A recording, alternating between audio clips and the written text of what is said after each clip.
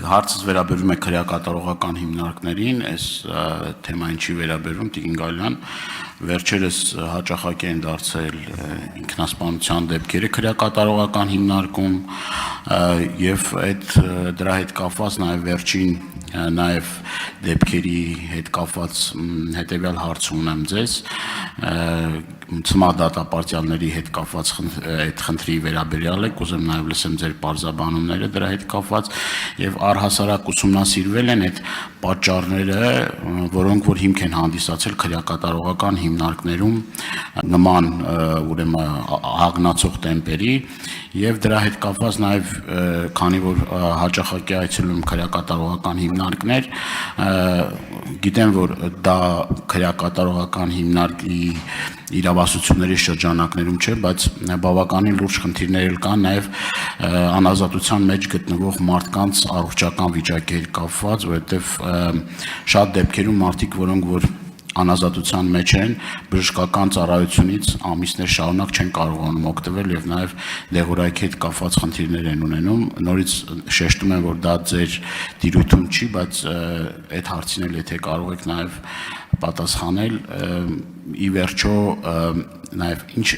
ինչն է խնդիրը, որ տարիներ շարունակ այդ խնդիրը, որը որ շատ զգայուն է, լուծում չի ստանում, միգուցե նաև պատճառներից մեկը այն է, որ այդ ծառայությունը պետք է անմիջապես վերահսկվի կամ այդ լիազորությունները տրվի, օրինակ քրեակատարողական վարչություններին, որը որ կարող ավելի էֆեկտիվ դարձնի այդ աշխատանքը եւ մարդիկ ի վերջո ամիսներ շարունակ չսպասեն իրենց, չգիտեմ, հերթին, երբ որ հնարավորություն կունենան ուրեմն բուժվելու։ Շնորհակալություն պարոն Դանիելյան հարցի համար։ Ճիշտ եք, մեր անմիջական վերահսկողության ներքո չի գտնվում բժշկական սպասարկման ապահովումը, բայց մենք ամեն օր տեսնում ենք, թե դա ինչպես է իրականացվում։ Եվ այն, որ դուք ասում եք, որ մարդիկ ամիսներով իրենց հերթին են սպասում, որպեսզի բժշկական օգնություն ստանան, ուզում եմ այս ամբիոնից ասել, որ առնվազն ես նման դեպքերի մասին չգիտեմ, եւ եթե դուք անհատական դեպքերի մասին գիտեք, ես ձեզ հրավիրում եմ քննարկման, որպեսզի մենք առանձին յուրաքանչյուր դեպքը դարձնենք քննարկման առարկա։ Ինչպես է իրականացվում բժշկական սպասարկումը քրեակատարողական հիմնարկներում։ Նախ բոլոր քրեակատարողական հիմնարկներում մենք ունենք բժիշկներ, այսինքն ամենօրյա բժշկական սպասարկումը այսօր անընդհատ կերպով իրականացվում է։ Եթե դատապարտյալը կամ անազատության մեջ գտնվող կալանավորը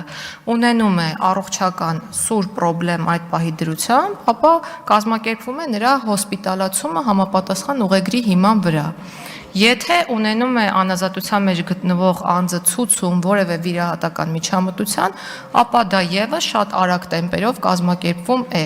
Այսինքն այս պահի դրությամբ ուզում եմ արձանագրել, որ սուր խնդիր առողջապահական ոլորտում կամ բժշկական սպասարկման հետ կապված մենք առնվազն չունենք։ Ինչ վերաբերում է դեղորայքին, ապա այդ խնդիրն էլ իրականում այնպիսի խնդիր չէ, ինչպես որ ներկայացվում է։ Խնդիրը կայանում է հետեւյալում, ես ինչու եմ տեղյակ, որովհետև ինքս հետաքրքրվել եմ եւ առողջապահության ոլորտի մեր գործընկերների հետ պարբերական քննարկումներ եմ ունեցել։ Տեսեք, դատապարտյալները երբեմն ցանկանում են օգտվել նույն դեղախմբին կամ տեսակին պատկանող մեկ այլ դեղորայքից, որը որ այդ պահին քրեակատարողական հիմնարկը չունի, որովհետև դեղերի գնման գործընթացը գնումների հիման վրա է կազմակերպվում, բայց քրեակատարողական հիմնարկը այդ նույն ժամանակահատվածում ունի այլ դեղամիջոց, որը պատկանում է նույն դեղերի խմբին։ Այսինքն հարցը այդ դաշտում է, այնպես չի, որ կոնկրետ խնդիրը լուծող դեղատեսակ քրեակատարողական հիմնարկը կամ ՊՕԱԿ-ը, որը սպասարկում է անազատության մեջ գտնվող անձանց, չունի։ Այդ խնդիրը լուծված է։ Այլ է հարցը, որ դատապարտյալը ցանկանում է կոնկրետ դեղատեսակից օգտվել։ Ընդհանրապես խնդիրը բարձրաձայնվում է դատապարտյալների կողմից այդ համատեքստում։ Անդրադառնալով ինքնավնասումներին, ինքնասպանություններին, այո, այդ խնդիրը կա, միշտ եղել է, վերջին շրջանում ունենք որոշակի աճ եւ այդ ուղղությամբ կրկին առողջապահության նախարարության հետ քայլեր ենք ձեռնարկում, մասնավորապես հոգեկան առողջության հետ կապված խնդիրներ ունեցող անձանց հաշվառում ենք իրականացնում եւ այս պահին կարիքների եւ ռիսկերի գնահատման գործիքի հիման վրա վեր ենք հանում ինքնավնասման հակվածություն ունեցող անձանց, որպեսզի իրենց իրենց հետ տարվի առանձին աշխատանք եւ հենց քիչ առաջ լրագրողների հետ շփման ընթացքում ես նշեցի, որ մենք նորարարական գաղափարել ունենք ինքնավնասման հակվածություն ունեցող անձանց խցերում տեղադրել հնարավորության դեպքում տեսախցիկներ, որպեսզի մենք կարողանանք ապահովել այդ անձանց կյանքի իրավունքը։ Շնորհակալություն, ներողություն։ Համեցեք արձագանք։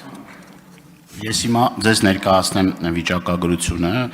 իմ ձեռքի տակ եղած 4 ամսվա ընթացքում 10 դեպք է տեղի ունեցել, ուրեմն որոնցից 3-ը Սավանով ինքնասպանության դեպքն է, այստեղ նաև կա Ածելիով ինքնասպանություն, հուսով եմ դուք այդ ամեն ինչը գիտեք։ Հիմա նաև քանի որ ժամանակս կարճ է, նաև խնդրեմ ձեզ անդրադառնալ նաև ՑՄԱ դատապարտվածների հետ կապված այդ խնդրի հետ, իսկ ինչ վերաբերվում է դեղորայքին եւ նաև բժշկական օգնությանը, ես ձեզ հասցեական անուն-ազգանուններով կուղարկեմ եւ հենց ձեր ուրեմն պաշտոնը ստանձնելու հենց սկզբից ես ձեզ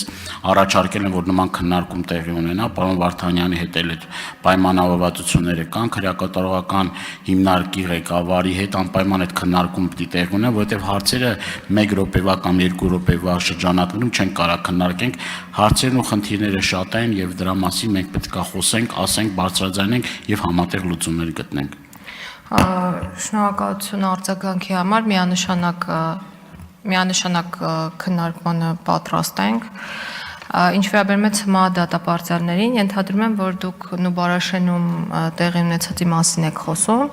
Ընդհանրապես տեղի ունեցել հետևյալը, որ անազատության մեջ գտնվող անձինք չեն ենթարկվել իրավաչափային հրահանգներին, որոնք տրվել են քրեակատարական ծառայողների կողմից, եւ եղել է ուժի կիրառում, որը փաստաթղթավորված է եւ դրա արդյունքում մարմնական վնասվածքներ չեն պատճառվել, ինչը եւս փաստվում է դատաբժշկական փորձաքննությամբ։ Իսկ ինչու է այդպես ստացվել, որովհետեւ դուք գիտեք, որ տեղաբաշխման գործընթացը երբեմն անընդհատ գործընթաց է եւ մենք դրա խնդիրն ունենք պայմանավորված նաեւ անազատության մեջ գտնվող անձանց բազմաքանակությամբ, իսկ երբեմն դա առաջացնում է անազատության մեջ գտնվող անձանց դժգոհությունը, այսինքն խցերը փոխելու հետ կապված խնդրի մասին է հարցը, ես բաց կարող եմ խոսել եւ շատ դեպքերում մարդիկ կարող են դժգոհել եւ դժգոհել ոչ իրավաչափ եղանակով։ Շնորհակալություն, Տիկին Գալյան, հարցերը սպառվեցին։